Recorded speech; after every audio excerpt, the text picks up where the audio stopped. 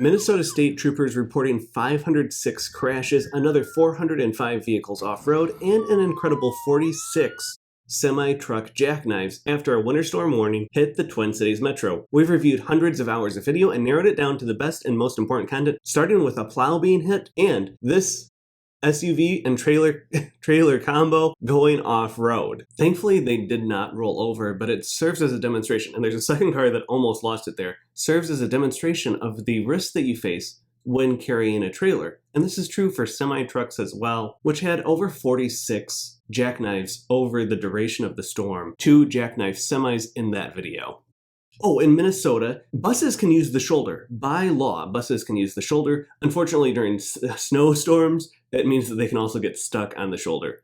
A car making a left turn loses control, crashes into another car, but you can see them start to accelerate away. I don't know if that was panic or not, but we're the land of 10,000 lakes, and they ended up very close to one of our ponds, ultimately resulting in the ramp being closed as they get that car out of there. Freeway off-ramps are also more likely to freeze, and they're downhill, so once they do get slippery, it's harder to stop at the bottom of an off-ramp, like we see in this video. Bridges also more likely to have freeze effects, harder to get traction, or easier to lose your traction. And the same is true for curves on a freeway or highway. Your lack of traction can catch up to you. Of course, you can be a good driver and have another car slide into you. That's what happened to this minivan. And here's a car hitting the center barrier, the center wall.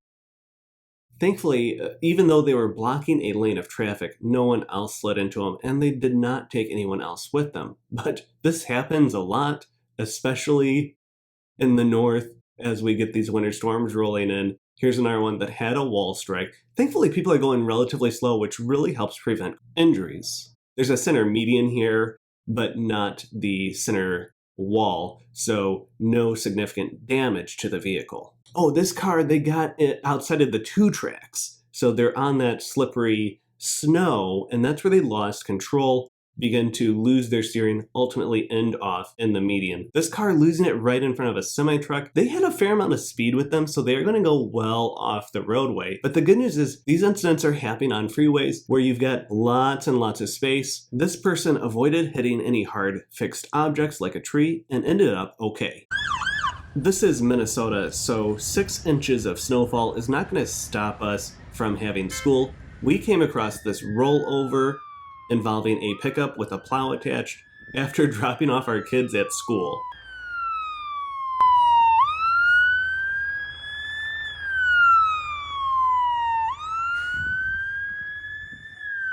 Thankfully, no injuries. This is Highway 65, which is also the same highway or major arterial that had the plow incident at the beginning of our video. Speaking of plows, here's an 8-second video montage of plows doing amazing work during the storm. You can see the before and after effects. Here's a car being saved by the adaptive cable barrier in the middle, in the median, and then blasting into a plow drift to stop them from going off the road. Medics coming out to check them out. Here's a bridge deck. We already have 1 crash on it, and these are especially precarious situations because of the risk of pileups or subsequent crashes, which is going to happen in this video. Stay with me, it's a little hard to see, but the car in the middle of your screen is just going to drive off or slide off into that adaptive median cable barrier. Then behind it, moments later, pickup is going to slide out of control and it contacts the car behind it. So there's actually 2 cars sliding off. It's a pickup or SUV. You can see its shadow and it gets collected by that adaptive median cable barrier. At least 3 total crashes. Now this car is merging on from the freeway, but that right tire gets caught up in the snowdrift from the snow plows. Thankfully, some other Minnesotans, in true Midwestern fashion, stopped to help get them pushed out or pulled out and get back on the road.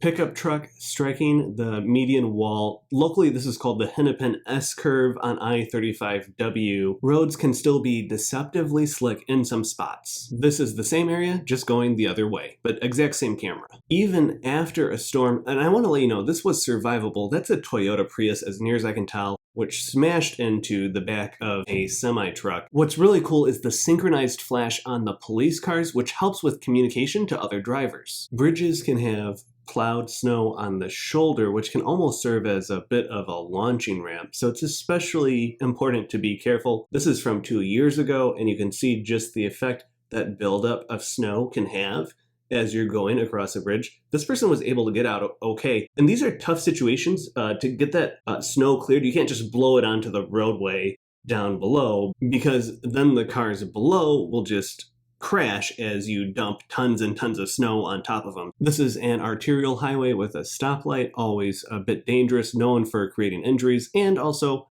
Merry Christmas. This is before the storm happened, but it's very Christmassy, so I thought I'd throw it in here. Someone is having a bad Christmas because their freshly cut tree fell off the back of their truck.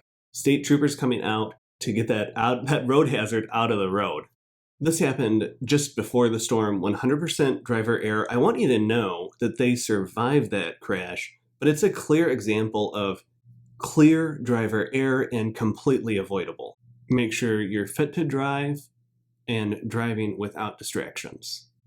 After the storm, as temperatures plummet, the roadways can become deceptively dangerous. Drivers are likely to increase their speed, but actually have less traction because any precipitation left over, any precipitation that's melted will abruptly freeze. And that's how you get situations like this. You've got a jackknife semi that is completely blocking I-694. Here's another example. This happened during the storm, but this is a semi-truck rollover. And during these storms, you have limited resources. This semi-truck, once they got the person rescued and they were okay, the semi-truck stayed there for hours on end before a tow was available to pick it up, and may have stayed there overnight even. According to dispatch audio, a state trooper squad in the top center of your screen was struck while out at a crash. There's actually 3 total cars involved, and Minneapolis Engine 17 came out to provide extra security to the scene, but ultimately 3 cars involved. Special thank you to Minneapolis Fire Department for providing some scene security. This is a Minnesota tradition. 4-wheel drive doesn't really help you with safety or braking, but where it does come into play is low traction environments where you need to get up a hill or get into a better environment.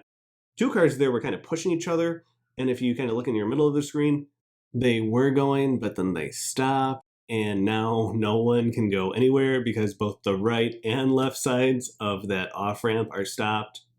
Thankfully, they got 1 car out of the way, which freed up and gave some inertia and momentum to everyone else.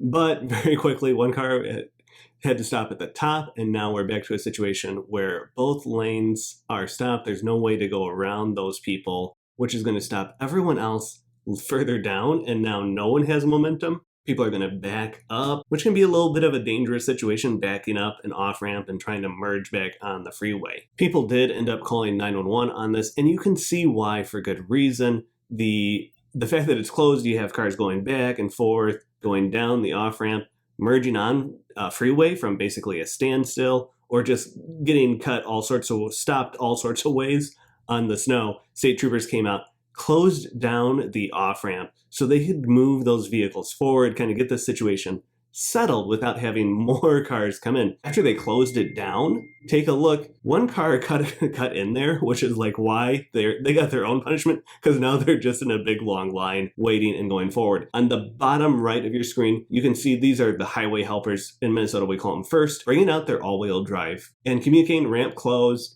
and using their push bumper to get these cars going again. A quick reminder that Minnesota actually has some of the safest drivers in the entire country. We just also have a really good camera network, which is why you're seeing this video. So keep that in mind. Even though this looks bad, the rest of America is actually much, much worse. A quick thank you to the Minnesota Department of Transportation, which again created this camera network from which we can all learn. They are among the leaders in the country in terms of how much salt and pre-treatment they put down on the highway. And a special thank you to the city and county plow drivers as well.